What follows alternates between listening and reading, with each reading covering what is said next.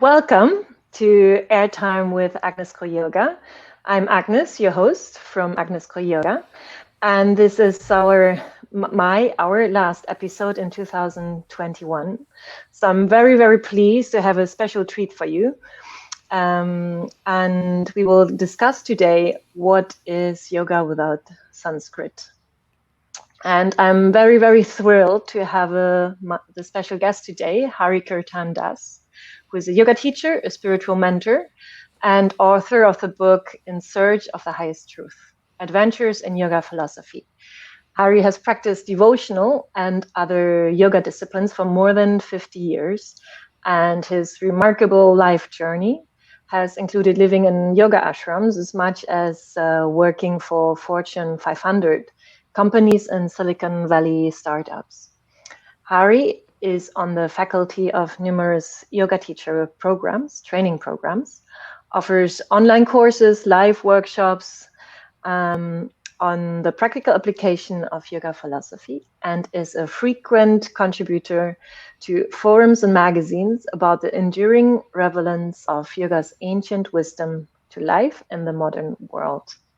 Hari's mission is to illuminate the many ways in which the yoga wisdom tradition can guide us toward meaningfully transformative spiritual experiences. So let's please welcome Hari-kirtana. Yay! Yay. Agnes, thank you very much for such a nice introduction. It's a pleasure to be here with you, an honor to be a guest on your podcast. So before I start to bombard you with all the questions I have, could you tell us a little bit about yourself? I can do that, I suppose. Sure. I started, I had an interest in yoga and meditation, spirituality, mysticism, that sort of thing from the time I was very young.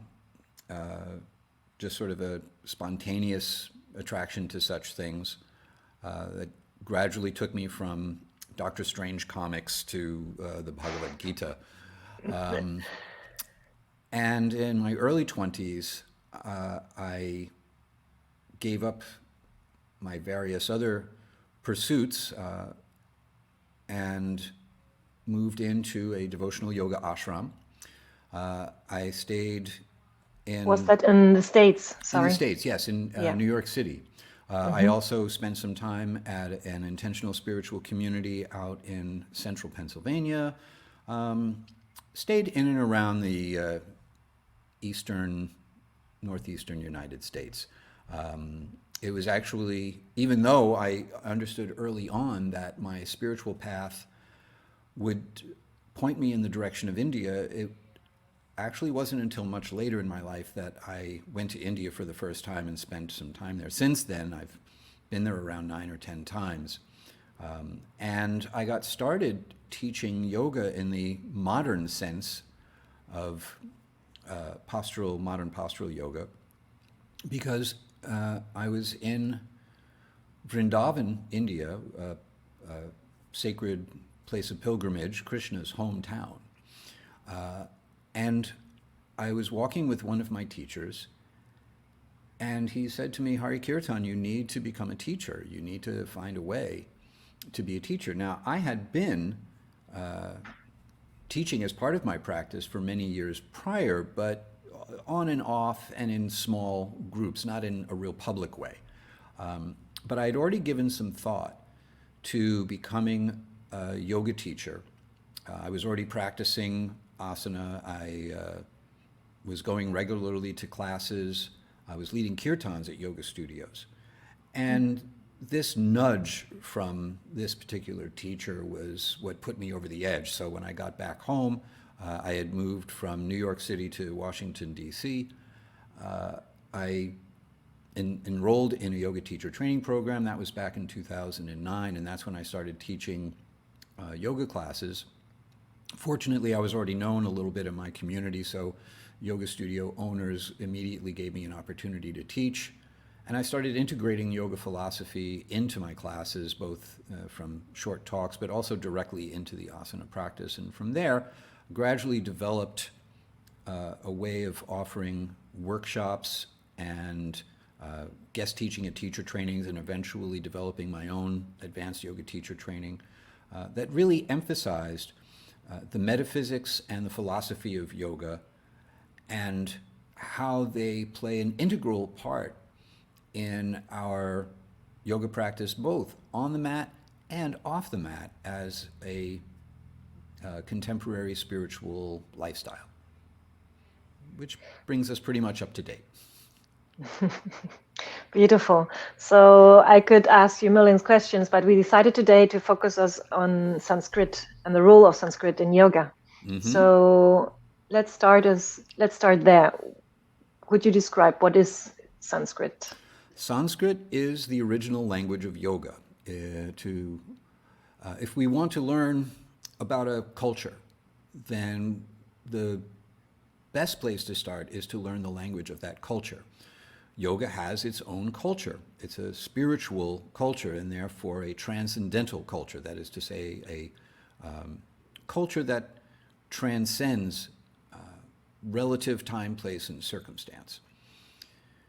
So for yoga teachers and yoga enthusiasts, learning something about the language of yoga is really important if one is to access the culture of yoga and the deeper significance of the teachings that we receive from traditional yoga wisdom texts. It's also the root language of most of the Indo-European languages, other than Hungarian, Basque, and maybe a couple of others. All of the European languages find their root in Sanskrit. I actually read yesterday something about 97% of all languages even based on Sanskrit. I'm not sure if that's true. It sounds about right.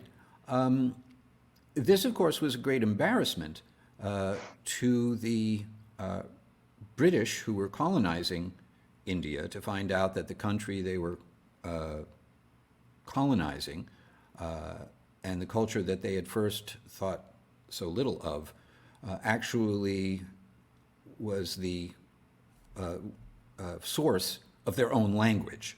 And a great deal of trouble was gone to in order to disprove this, but facts have a way of winning out in the end simply by virtue of being facts. So words like, English words like paramount, we find their origin in the Sanskrit word parama, meaning supreme. And when we put parama together with the word atma, or atma, I should say, for the self, you get paramatma, the supreme self, the Sanskrit term for the feature of the absolute truth that resides in our heart and is understood to inhabit every subatomic particle of matter, therefore being omnipresent and omniscient. The English word juggernaut comes from the Sanskrit Jagannath, or Jagannatha, which means the Lord of the universe and is the name of a particular deity worshipped at a very big temple in Puri on the east coast of India. The word super comes from su. Sukam means sweet, but susukam means super sweet. Susukam. There is a susukam. Yes. Okay. The Sukha Shtira Asanam. We can do a Susukam Shtira Asanam yes, as well. yes, that's absolutely fantastic. right. I love that. I love that. Yeah. So there's a practical application right away from the Yoga Sutras. The word diva, which we use to describe a superstar who has both a charismatic presence and a bit of an attitude to go with it, comes from the Sanskrit word deva, which means God or divinity. So demigods are known as devatas or devas, and Devanagari is the Sanskrit term used to describe the language of Sanskrit. It means the language spoken in the world of the celestials, Nagari meaning place. Interesting. I've also recently just learned that there's actually like there's old Sanskrit, younger Sanskrit, and for example, guru. I knew the translation of the one who guides you into the light, but in old Sanskrit, apparently guru comes from the word gur, and that it means like heavy. And there you can see again, like in English, guru, like great, for example, comes to the one who has weight, no? Yes. Or in Spanish as well. So there you see how languages are connected. Like gordo is someone who's big, or grande is, no, again, big. So they all come back to this root of gur, no? Guru. Yeah, one of my teachers is a linguist. He speaks at least 6 or 7 different languages, and when he teaches the Yoga Sutras, he goes through word for word and gives you that same word and how it evolves into its variations in half a dozen languages in order to deepen one's understanding. So this, you've given a very good example of this. Yeah. It's also a good example of how words have multiple meanings, that you can read a Sanskrit sutra or a verse and hear commentaries that are different, and that's because there are several different meanings to the words used in the sutra or the verse, and they're all correct. It's really just a question of context and how you understand the philosophical conclusion. So in this way, Sanskrit, it can be very complex, it's very nuanced. So would you say every yoga teacher should learn Sanskrit? I think every yoga teacher should learn some Sanskrit, not necessarily Sanskrit in an academic way where you know how to conjugate everything and all the peculiarities of Sanskrit grammar and such like that. None of that is really necessary. But a basic familiarity of Sanskrit pronunciation, Sanskrit terminology is important in order to properly understand and appropriately honor the yoga tradition. I think it will make one a better teacher of the physical practice from the standpoint of understanding the intention of a pose by understanding the translation of the name of a pose. For example, Utkatasana. Most mistranslated pose. No? I think so, yes. Most of the time, we hear that this means chair pose. Yeah. And therefore, the energy is all going down into our butts as we sit back, which is not actually the intention of the pose. All the other ut poses, we understand as intensity, adding intensity, intense stretch, intense side angle, intense everything. So Utkatasana also has that element of intensity. It actually translates as fierce pose.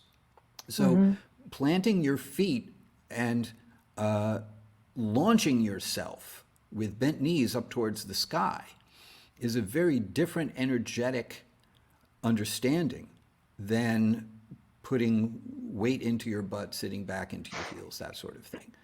So that's my pet peeve example that illustrates the importance of having a little bit of Sanskrit awareness. It also makes you a better teacher of yoga philosophy if you know the basic terminology and how teachers in the yoga tradition have spoken about these terms. Otherwise, there's a good chance you're just going to make stuff up, which is not a good idea. But I think you took, with your words already, quite a lot of pressure out, because this idea of learning Sanskrit sounds so big, like learning grammar of a language we don't. It's like learning Latin or something like that, no? So if you say no, but know the base or know parts of it, no, is sounds Yeah, easier to apply and to approach, I yeah. think. Unless you are planning on writing a novel in Sanskrit, uh, which most of us are not, No. then most of what we begin with in an academic study of Sanskrit is just not necessary. It's not relevant to the practical needs of yoga teachers and yoga enthusiasts. Mhm.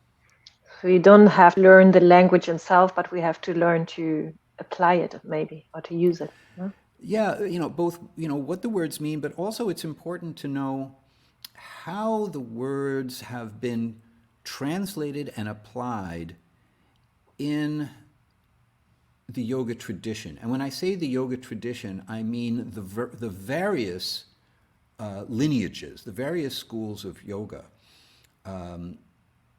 Sometimes we hear, I had a very nice conversation with a very qualified yoga teacher recently, and he was speaking about that oftentimes yoga is taught very dogmatically, that we speak of things as facts, Mm-hmm. when actually what we're really doing is presenting what we have received from Mm. our teachers in whatever lineage or whatever source of knowledge we are connected to. And some sense of humility that allows us to defer to higher authorities and to accept that there are varieties of ways to understand a given Sanskrit term depending on who you're asking. And I think that's important for yoga teachers to embrace, to accept the idea that there are a lot of different ways to understand something. Oftentimes, when I hear the words, what this means to me is, Mm-hmm. what I'm going to hear next is something that's really disconnected from a traditional understanding. Whereas if I hear what I have received, how I have understood this teaching Mm-hmm. from my teachers, now I'm getting something that's connected to at least one of the yoga lineages. Mm-hmm. So, what is yoga without Sanskrit? Or also the question, if we would translate everything, let's say in English, I teach a lot also in English, so I live in Spain, or if I would teach everything in Spanish to make it more accessible for the students, is that cultural appropriation? Or, yeah. Absolutely not. Yoga without Sanskrit is still yoga. You Mm-hmm. can translate everything into English or Spanish or whatever language is your natural language to teach in. And as long as your translations are accurate and your presentation of their meaning is contextualized properly, then there's no need to use the Sanskrit word itself. You, as a teacher, need to know the Sanskrit so that you can present the concepts properly to your students. Mm-hmm. But to use the Sanskrit word in the class, there's some utility, especially in a multilingual situation, if the students know enough Sanskrit so that you can call out the poses in Sanskrit and everybody knows, Mm-hmm. regardless of what other language they may speak.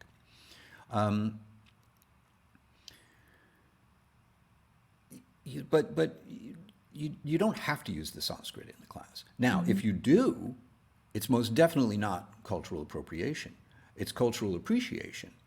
It's it's honoring the yoga tradition by No, I was deferring. thinking more cultural, sorry, appropriation if you don't use it. No, or is that I like, see. mm-hmm. Either way, it is not cultural appropriation. Mm-hmm. It's cultural appreciation. It's Okay. translating the universal truths of yoga into the language that you're bringing these teachings to. So, yeah, absolutely not. There is a lot of misconception about the idea that yoga is the intellectual property of India or Hinduism. And when you speak to academics who study this stuff, actually, no, that's just not the case. Yoga is a discipline that spans Buddhist and Hindu and varieties of subsets. It's pretty difficult to just pigeonhole what Hinduism itself is. The point is, it has always been a transcendental science. And I think we worry, the yoga community tending generally to be progressive and therefore sensitive about these sort of things.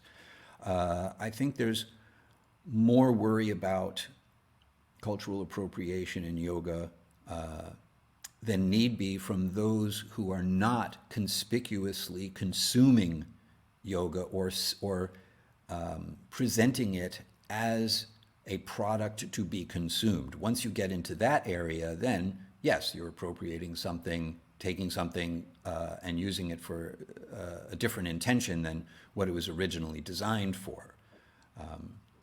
So if you don't include meditation or those practices, then rather than using Sanskrit. Yeah, if you're selling a product called yoga that is divorced from the philosophy of yoga, the values of yoga, the ethics of yoga, then that's cultural appropriation. And when you take those things out of yoga, even in a asana class, and really all you're left with is a regimen for physical well-being. And we hear this from the fathers of modern yoga. If you read Desikachar's, not Desikachar, Light on Yoga.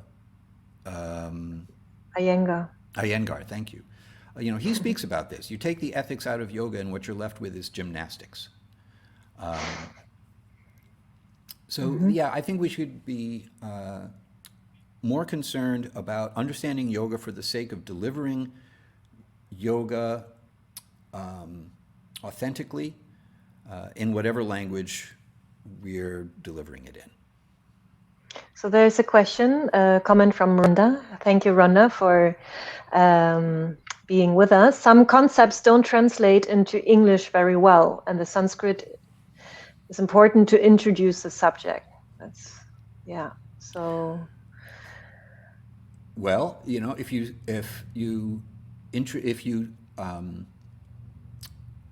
teach the concept using Sanskrit, you still have to translate it unless everybody in the room speaks Sanskrit and has heard from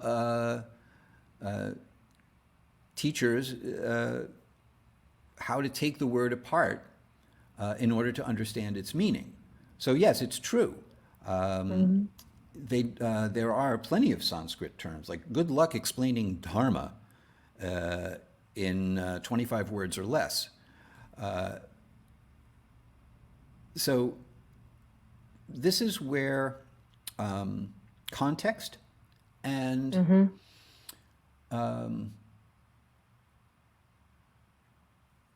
the varieties of ways to look at a Sanskrit word come into play, and why it's important to be able to, for yoga teachers, to be familiar enough with Sanskrit terminology so that they can translate it appropriately and comprehensively according to time, place, and circumstance. And so I live in Mallorca, in Spain, and this is a very multicultural place. And I often had classes, I was using 3 languages. So teaching, maybe the class was in general in English, but there are Spanish people also. So I teach also in Spanish. Some don't understand Spanish, some don't understand English. And then there's maybe German, and I talk to this person out of habit in German. And sometimes I thought, like, why don't we just use Sanskrit for everyone? Because at one point it starts to be tricky, especially guiding into pranayama, or meditation. in asana practice, it doesn't matter maybe so much how many words you use, but sometimes in some practices, it's better to use as little words as possible. No, if you really guide into stillness. So yeah, why why do we struggle so much with that? Well, first of all, your students are extremely lucky to have someone who is so multilingual as to be able to meet them where they are and deliver the teachings in a multiplicity of languages. This is very fortunate. They're good fortune. With me, they're stuck with someone who speaks English, typical American. You just have to accommodate me anywhere I go. You know, there may be any number of good reasons why a teacher doesn't use Sanskrit in their classes, even though if you taught the whole class using Sanskrit names for poses and cues for pranayama and meditation, you know, presumably everyone would know what to do if they all spoke Sanskrit or if they all understood it. So it doesn't necessarily help the student for the teacher to teach in Sanskrit because that assumes that the students know Sanskrit. So this is a case where we have to meet the students where they are. We have to know Sanskrit in order to teach the students in the language they understand. We can, of course, encourage them to take a basic Sanskrit course so that when they come to the class, with Hari-kirtana, they'll know. But the thing is, that's not so practical. So one way you can do this, which works when you have regular students, is at least one way that I do it is I bring everyone in the class into the pose first. Then I tell them the pose that they're doing. So for example, in a vinyasa class, I'll say inhale this, exhale that, inhale this, exhale that, warrior two. And, you know, once they're in the pose, I'll give the English and the Sanskrit name. So I'll say warrior two, Virabhadrasana two. And in this way, they start to associate the pose with the Sanskrit name for the pose. And then, if I want to get really clever, I'll get them into the pose and I'll just say Virabhadrasana, whichever number it happens to be, and leave out the English translation. So in this way, we can teach our students the Sanskrit names of poses by putting them in the pose and then letting them hear the name of it over and over again. So we're talking about poses, and of course, to know poses, as you said, students have to come regularly, and those are like really regular practitioners of yoga if you know the names of the poses. But some names in yoga, everybody knows, even if you don't practice yoga, or Sanskrit. Some words in Sanskrit, they're so known, like Om, or yoga, no, or asana, or namaste. So let's start there. How do we pronounce them well? Okay.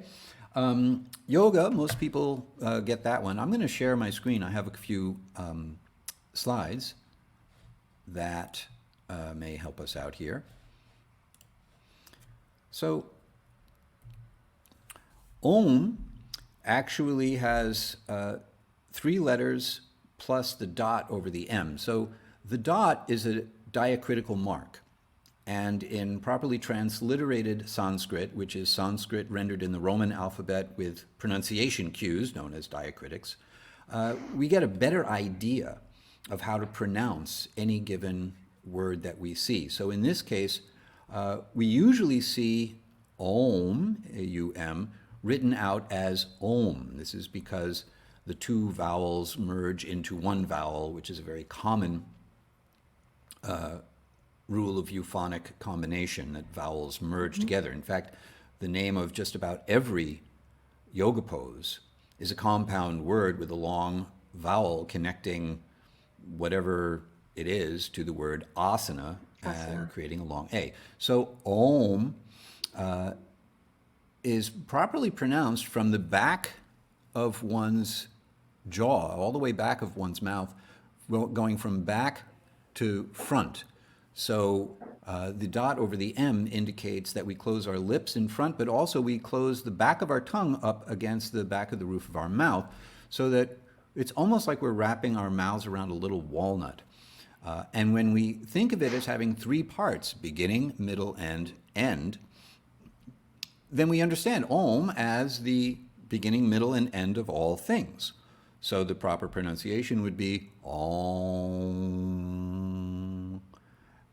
And there's a little silence after that, officially. So it's not Om, it's Om. It's not just, yes, with the correct. tongue at the back. Yeah, without the dot over the M, and without the understanding that the O is actually a combination of two other vowels, we just get Om.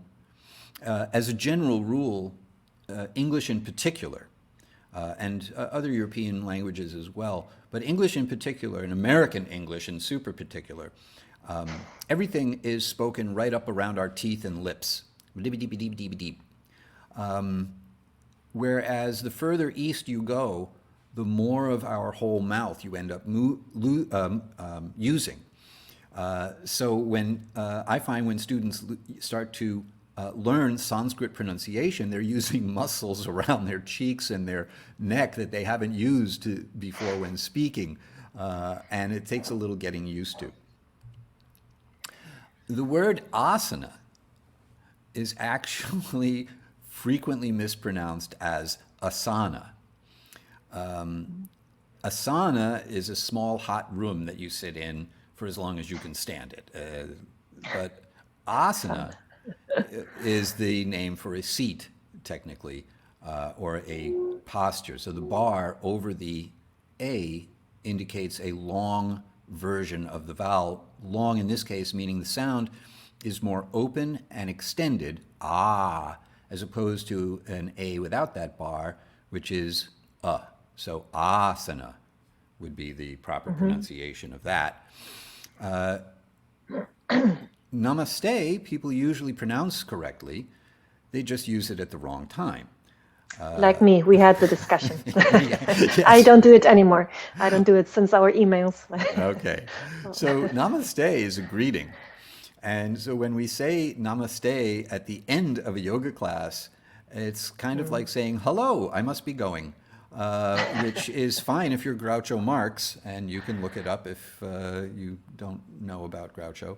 I had to look it up after you told. Anyway, namaste means to bow, to offer respects. It's a respectful greeting, offering obeisances. When you take the word apart, it really means to make the shape of a bow. So bowing down. So a respectful greeting. It's popularly translated as the light in me bows to the light in you. Which is beautiful. It is a beautiful poetic thought. That doesn't make an awful lot of sense when you really think it through. I personally do not know what the light in me is doing right now. And since light spreads in all directions, it's possible that light can bend, but I'm not the one bending it, and I don't really know if the light in me is bending towards the light in you. And the light in you is supposed to be the same light as the light in me, so why would the same light bow to itself? I don't know. It's a nice thought. In martial art, actually, you do that. You bow down also to yourself or something. No? Yeah, it's an interesting concept, and once again, someone who subscribes to one kind of philosophy, like absolute non-dualistic philosophy, Advaita Vedanta, the whole idea might make perfect sense of Brahman acknowledging Brahman or something like that. From a personalist philosophy, like the Vaishnava conception of bhakti yoga, it would not make as much sense to think of it that way. Anyway, it's a nice thought, but I don't think it's something that really totally makes sense when you think it all the way through. Okay. So it's a, we stick to, it's a greeting, it's a hello. Yeah? I Yeah, bow down to you. Hi, I yeah. bow to you. It's not quite as versatile as shalom or aloha. Okay. So how can we learn to pronounce those words well, to make sure to pronounce them well? Learning how to read the Sanskrit transliterations in the accepted academic standard, which is the what I was using here was the International Alphabet of Sanskrit Transliteration. It's a form of transliteration that has the pronunciation cues added to the Roman alphabet, and I'll give you another example about how it's a better way to get the pronunciation right than looking at the phonetic Mm-hmm. transliteration. So, Mm-hmm. Om Shanti Shanti Shanti Hi. This is how we'd spell it out if we were going to look at this without the diacritical marks. But with the diacritical marks, there's a lot more information here. The Om, which we've already gone over, Shanti, the accent mark over an S indicates an SH sound that isn't just the SH sound we would normally use right up behind our teeth, but rather it's an SH sound from further back in the back of our mouths. So it's more of a pink noise sound as Mm-hmm. opposed to a white noise sh sound. Mm-hmm. The long A, I've already explained, there's a dot under the H in each instance of Shanti, and there's a rule associated with that. If the dot under the H appears at the end of a word at the end of a line, then a short version of the vowel that precedes the H is echoed back. That's why, even though there's a dot under the H in each instance of Shanti, because that's how it's properly spelled, this is pronounced Om Shanti Shanti Shantihi. Only the Okay. last Shanti has the So if we had I 10 echoed back. shantis, we just would pronounce the last shanti. That's correct. Yes. Okay. A comment from Esther. Coming back to the light in me bows to the light in you, because I can imagine everybody's like, now, what? Could the Right. light in me bows to the light in you simply mean you and are the same? That's what is meant, no? The appreciation of being a part of the same divine, no? Union, yoga. That's what we Yes. teach. There and once again, there, Esther, so nice to see you here. Thank you for being here. The once again now, there's the issue of certainty. You know, sometimes we will hear a yoga teacher who comes from one school of yoga saying it's a fact that we're all one, or this other thing is a fact, as opposed to this is how it's understood in this school of yoga, etc. So, someone who subscribes to the school of Vedanta, or more technically correctly known as Advaita Vedanta, Mm-hmm. would say we are all literally one, that the whole idea of a separate you and me, the different persons, all this variety that we see in the material world, is all ignorance, it's all illusion, it doesn't really exist, and you and I are all Brahman. Brahman is a feature of the absolute truth that is understood to be the spiritual substance of which everything is made. And everyone is pretty much in agreement with that. Is a negating prefix. So just like ahimsa means no violence, Mm-hmm. Dvaita means duality. So advaita means no duality. Mm-hmm. Veda means knowledge, and anta means the end or the conclusion. So Advaita Vedanta is the philosophy that the ultimate conclusion of knowledge is that there is no duality, or we are all one. Mm-hmm. And therefore it makes perfect sense that I am acknowledging that I am you and you are me and we are all together, Fantastic. and, etc. However, There are completely different schools of yoga that would see things very differently. The oneness of you and I would be understood to be qualitative. We're made of the same spiritual stuff, namely Brahman. The phrase aham brahmasmi, I am Brahman, would, in the case of Vaishnava Vedanta, be a qualitative statement that recognizes the eternal individuality of each of us on a spiritual level. This is the teaching that Krishna begins with in the Bhagavad Gita. Never was there a time when I did not exist, nor you, nor all these kings, nor in the future shall any of us ever cease to be.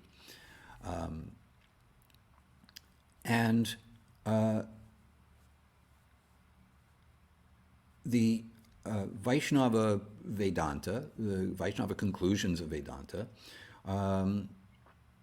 are found in 4 different schools that emphasize devotion, a more theological kind of yoga, which is one reason why we don't hear about it quite as often in modern yoga studios, which are secular, commerce-driven operations, and therefore shy away from things that sound anything like religion. However, it's good to know that one way of looking at oneness is quantitative, we're all one, and another way is qualitative. We're all related to one another because we're all spiritually equal, made of the same spiritual stuff.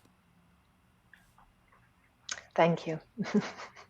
By the way, Paulina commented before also when we were discussing the culture appropriation that she appreciated this discussion, much needed, as I have been asked this question many times and was unable to answer it fully. Okay, good. Yeah. Glad I could be helpful. So I'm always amazed. I have a Ashtanga background and always amazed there to see students, not teachers, to know the poses by name. No? As in Ashtanga, I find it's more traditional in this sense. No, they don't translate it. That's how I know it. What does that add to your practice? Do you think knowing the names in Sanskrit? If you have, it depends on the quality of your memorization. I think it's really a nice feature of the Ashtanga style of practice that if you're going to do it seriously, then you need to know how to count in Sanskrit and the names of the poses in Sanskrit. If it's just rote memorization, that you hear this sound and you move this way and you hear that sound and you move that way, then it's not going to be nearly as valuable as understanding the name and the intention of the posture and such like that. Now, I don't teach Ashtanga, but like I said, I do use Sanskrit in my classes. So I think that there's value there if the understanding of the translation is there, and it's not just like an automatic autopilot response to Simon says do this, Simon says do that, Simon says do this. Inhale, do this, exhale, do that. Yeah. Yeah. So Sanskrit is not just, we don't use it just for poses, for asana names, but also mantras, no? Could you, before we discuss mantras, explain us briefly what a mantra is? A mantra is a sound vibration that liberates or protects the mind. So the word mantra, manas, means the mind, tra means to liberate or to protect. This is very different from a corporate slogan, which is also sometimes called a mantra just because you repeat it over and over again. And, certainly you may come to believe a corporate slogan and make it part of your lifestyle if it's catchy enough. But that's not what a mantra is. A mantra is not a sound vibration that enslaves the mind into identifying with a particular brand as part of your lifestyle. A mantra is a transcendental sound that has the effect of liberating consciousness from illusion. So that's, first of all, what it means. And it's actually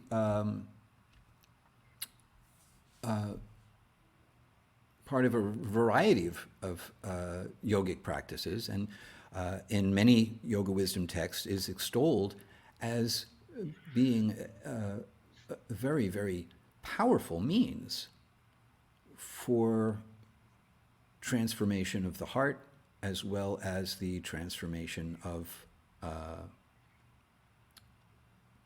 one's mind, the reorientation of both the heart and the mind towards transcendental consciousness. Mm-hmm. Beautiful. Do you think there's the right or wrong way to learn and to chant mantras? Like, for example, you can chant mantras together with a teacher students together, or together, or you can chant call and response, for example. I do both. I begin all of my classes with call and response chanting, and I think that's a good way to start. I don't think there's a right or wrong way to do this. I think there's effective and ineffective ways, but not necessarily right or wrong insofar as what you're talking about.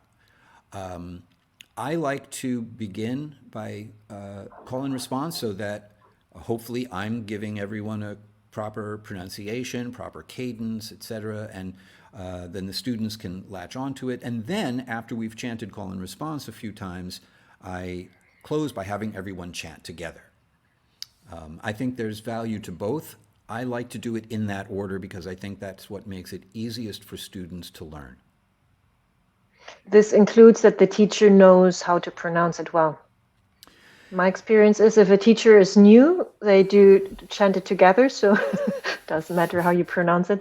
And if they feel a bit more secure to use Sanskrit in their classes, they do call and response. I think it is better for a teacher to feel confident in their pronunciation and their understanding of the meaning of the mantra as they've understood it from a teacher before they chant in their classes. I don't to sit down and to learn the pronunciation at home. Yeah. Because you don't always learn them properly. I mean, it depends on from where your teachers also. I had a lot of American teachers, for example. So there's also always a little American pronunciation touch. Mm-hmm. It's not so important that we get the exact pronunciation as if we were a native Sanskrit speaker. Mm-hmm. There was a yoga teacher I met who was from Texas here in the United States, which I think might actually be another country, but it's technically part of the United States. Esther, you're from New York, right? I'm from New York, and Esther, you can raise this issue with me later if you like. Anyway, when he would correctly pronounce the Sanskrit of a yoga pose, it would sound like Prasarita Pado Tanasa.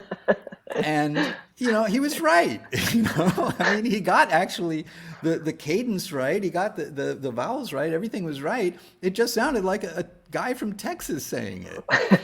Now, I was in a yoga philosophy workshop with two Indian teachers, a married couple who were both scholar practitioners visiting from India. So you think, okay, Indian yoga scholar practitioners, you just don't get more authoritative than that. And she kept referring to Brahman as Brahman. And I thought, this is odd. She's a Sanskrit scholar. She's from India. She's a philosophy scholar. I have always understood that Brahman is pronounced uh, Brahman. Paulina is happy about your imitation, Texas Okay, well, imitation. thank you. I feel validated in my presentation. So I always thought it was pronounced Brahman, and here she is pronouncing it Brahman. So when I got the chance, I raised my hand and asked the question. I've always understood it like this: you are saying Brahman. Please tell me why. And she answered like this: I am from South India. That was it. That was her Dot. whole answer. Period. Yeah, the end. You don't need any other explanation. I am from South India. So even regionally within India, those who are expert at pronouncing Sanskrit will make Sanskrit pronunciation a little different. My Paramaguru, my grand guru, my supreme guru, came from India to the United States, and then once he had disciples, went back to India. And the particular tradition of bhakti yoga that he was teaching involved the practice of Naga Sankirtan, going out into the city streets and chanting sacred mantras, specifically the Hare Krishna mantra. And so he sent his Western disciples, dressed in Indian clothing, playing Indian musical instruments, out into the streets, chanting Hare Krishna, Krishna Krishna, Hare Hare, Hare Rama, Rama Rama, Hare Hare, except they weren't pronouncing it like that.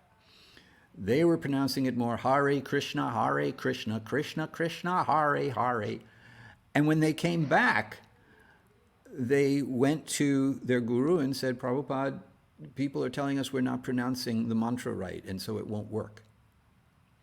And he responded by saying, Krishna knows you are speaking to him.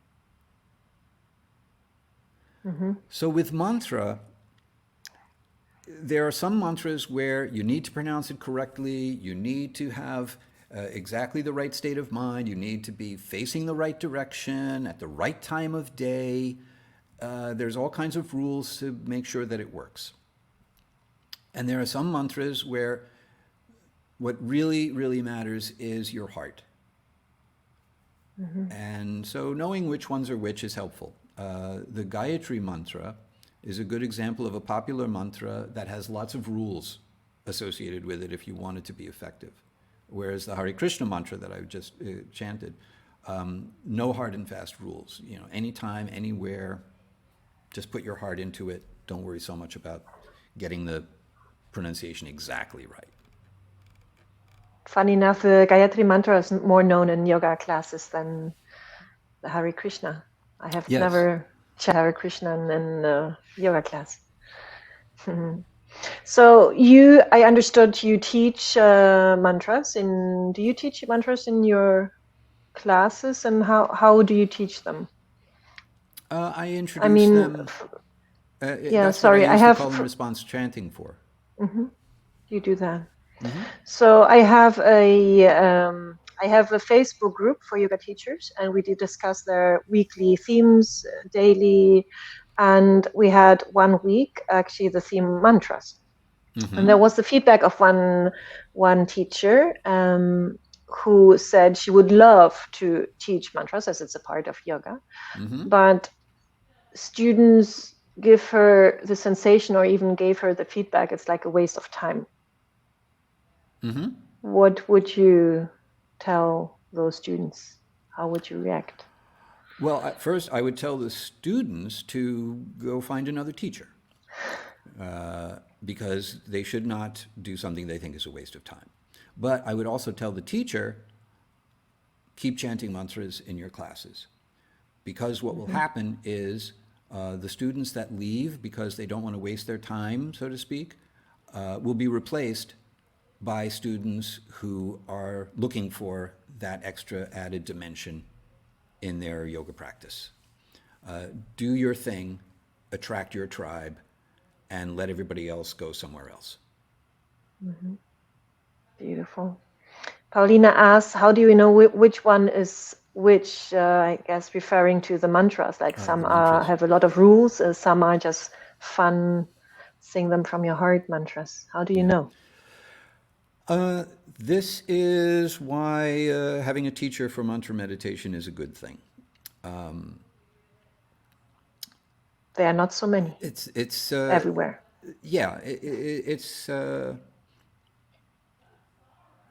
there's not a lot taught regarding mantras in contemporary yoga. So, Paulina, you have identified a a little bit of a problem for contemporary yoga. Is that there's no telltale sign. There's no indication that one is one and another is another, unless you actually read the wisdom texts that are associated with those mantras. And then within different lineages, you have different ideas about the power of different mantras and the rules associated with them. So, I mean, somebody may take issue with my saying the Gayatri mantra requires all these rules and regulations. In one lineage, it might not be so. Certainly in the lineage I'm connected to, it's understood that it's not even a mantra meant to be chanted out loud. It's meant to be chanted silently. And there's all these qualifications before it actually has any effect. So there's no easy way to do that. But I So can is it tell you about first finding a lineage, actually, and finding a yeah, teacher, and just yeah, following the finding, lineage, knowing that there are a lot of other options, but just at least knowing one? there's water under the ground everywhere, so you can dig a well in lots of places. My recommendation is not to dig halfway down and then decide to dig another well somewhere else and then dig another well somewhere else. Find a tradition that speaks to you, and then just dig your well there. Go deep Mm-hmm. into a tradition that speaks to you and get deep enough into it to get the water out of the well. That's So beautiful. I like that's the that. best advice I can come up with for that. So I mentioned Ashtanga. I used to go to a Ashtanga studio, and they had a weekly sutra, yoga sutra chanting class, and the teacher made me part of to come to the Mysore classes, also to chant the sutras. And it was no translation, no explanation, no pronunciation. It was chanting the sutras, Patanjali sutras, by heart, learning them by heart, and just going, again and again, the same. What do you think about this approach? I have to admit, I gave up at one point. And I don't remember them. I don't think that has any particular value. To simply recite the Sanskrit of the Yoga Sutras on the basis that it's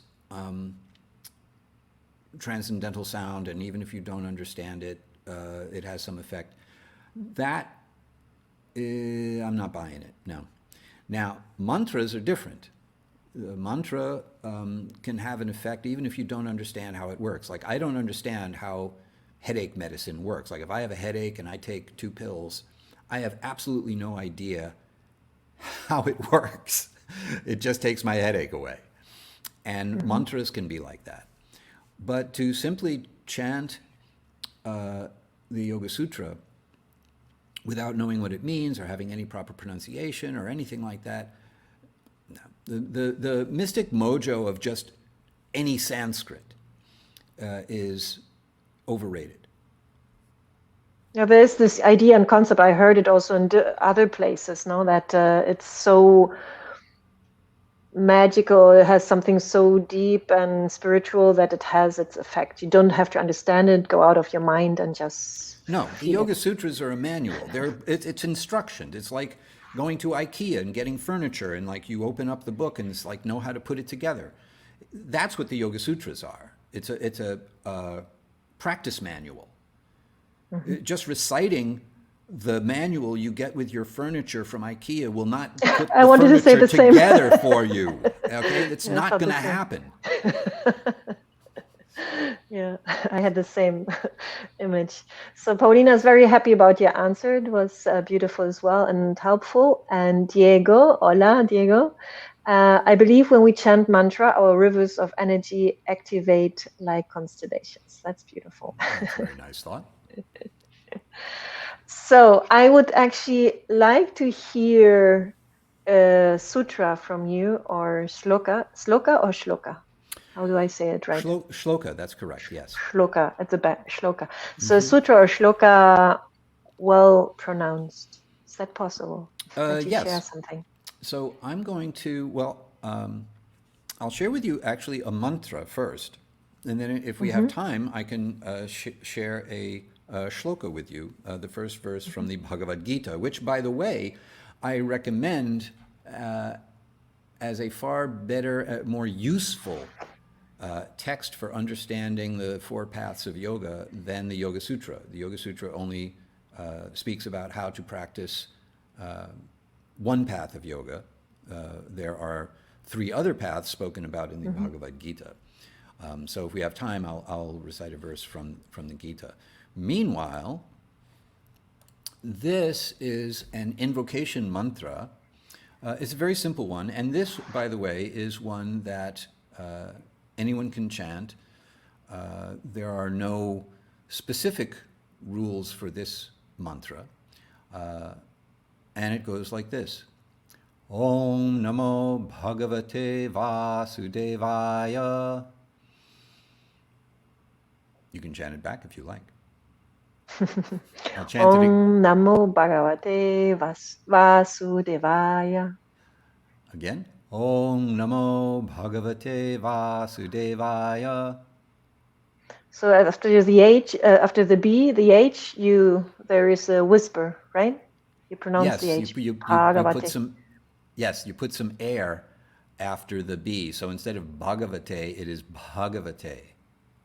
So it's Bhagavad Gita, not Yes, so Bhagavad this Gita. this this word Bhagavat is transformed to Bhagavad to create the title of Bhagavad Gita. And then further variation is Bhagavan. When Krishna speaks in the Bhagavad Gita, his speech is preceded by the phrase Shri Bhagavan Uvacha. Uvacha, the root of vocalized. So there's you will in devotional yoga, bhakti Mm-hmm. yoga, which Mm-hmm. is specifically devotion to the supreme person, as opposed to just the idea of devotion to whatever. You will find this phrase Bhagavan or Bhagavad or Bhagavat used in its various forms frequently. So the meaning of this mantra, Om indicating the absolute reality, I offer my respectful obeisances, Namo, like Namaste, unto the all-pervading transcendental Lord, is a translation of Vasudev, who possesses all qualities in infinite quantity and absolute perfection, which is a meaning of Bhagavan or the Bhagavat. Now, just to show you how things can get a little complicated, there's a whole other translation that you can have to this mantra, which is also accurate. And now, once again, it depends on who's doing the translating and what is their conception of the philosophical conclusion of the text within which the mantra appears. Here, when this mantra is used as an invocation for study of the Bhagavat Purana, or the Srimad Bhagavatam, which is a book about Krishna, then this becomes, O my Lord, Shri Krishna, son of Vasudev. Notice Vasudev doesn't have a long A. Vasudev is a patronymic, indicating the son of Vasudev. O all-pervading personality of Godhead. So the double, another meaning of Bhagavate is personality of Godhead, or the personal form of the absolute truth, as opposed to Brahman, the impersonal effulgence of the absolute truth. Then I offer my respectful obeisances unto you. In terms of word order, sometimes the first word in the Sanskrit is translated last, and the last word of the Sanskrit is translated first into the English. It's like in German, everything is. Actually, they do the same. Very interesting. So, if we want to know more or go deeper or repeat what you shared today, you offer a Sanskrit course. Is that right? I do. I have a self-paced Sanskrit course, and I have Online. this is an online self-paced course called Practical Sanskrit for Yoga Teachers, 7 Steps to Speaking the Language of Yoga with Clarity and Confidence. And there is a special offer that I have for your listeners if they would like to take me up on it. You can go to the URL that perhaps will appear any moment now on the screen. There we go. And if you use the coupon code special offer 50, then you will get a $50 discount on this course, and you have Thank you so access to it much. full A time. little Christmas treat, another Christmas treat. I hope Thank so. you so much. And are there any other workshops, events you're planning? I have yet to finalize my 2022 schedule, but I will definitely be offering a course on the Bhagavad Gita in the spring of 2022. You can get on the wait list for that if you so desire. I think there's a URL you can go to for coming events on my website. There we go. I will be offering other short courses, mini workshops and such like that as well. But if you get on the wait list for the Bhagavad Gita course, then you'll hear about anything else I have to offer. And in the meantime, I have a book called In Search of the Highest Truth, Adventures in Yoga Philosophy. And that is a record of conversations that I have had on different topics of yoga philosophy as a guest teacher in yoga teacher trainings, as well as my own teacher training. So if anyone is interested in getting what I hope is a clear and accessible introduction to yoga philosophy, that's also available. Nice. I would love that you finish today's conversation maybe with a Sanskrit blessing. Is that possible? Could you do that? Yes, it is. And actually, this will fulfill your desire with regard to a shloka. Yeah. I have a verse from the aforementioned Srimad Bhagavatam. This verse is spoken by a great sage named Prahlad Maharaj. And I can chant the Sanskrit and then give you the English translation. And it's a very, very sweet, very wonderful blessing coming from the devotional yoga tradition, Bhakti Yoga, which is the Srimad Bhagavatam is the principal scripture of Bhakti Yoga in the Vaishnava tradition. So I'll chant. Svastyastu vishvasya kala prasidatam dhyayantu bhutani shivam mito diya manascha bhadram bhajatad adhukshaje aveshyatam no matir apyahaituki. The translation. May there be good fortune throughout the universe, and may all envious persons be pacified. May all living entities become calm by practicing bhakti yoga, for by accepting devotional service, they will think of each other's welfare. Therefore, let us all engage in the service of the Supreme Transcendence, Lord Sri Krishna, and always remain absorbed in thought of Him. Thank you so much. I think it's also coming close to the holidays and Christmas. Talking about Bhakti Yoga is exactly the right thing to do. No? Sharing soon a lot of time with our families. Yes. Thank you so much for your time. I think that was so informative and interesting. Well, thank And you. also thank you so much to the listeners, to the watchers, commenting and sharing the time with us in the conversation. Esther, last comment from Esther. Thank you for broadcasting this podcast featuring Hari. She's a fan of yours. I always enjoy watching and listening to Hari and his wisdom about yoga, philosophy, and more. Yeah, I am also now a new fan. Well, I thank you. understand that. And yeah, this was my last episode this year, 2021. You can join Agnes Kru Yoga either on Instagram or on Facebook if you want to know more about following episodes, always for yoga teachers to inspire you in your work and in your own personal path and your practice. And wishing you all wonderful holidays and a great start into the new year. I don't say namaste. Muchas gracias, we There say you here. go. That'll work. All right. Thank you all very much. Agnes, thank you very much for having me. And all of you out Yeah, there in internet land, thank you very much for the pleasure of your company.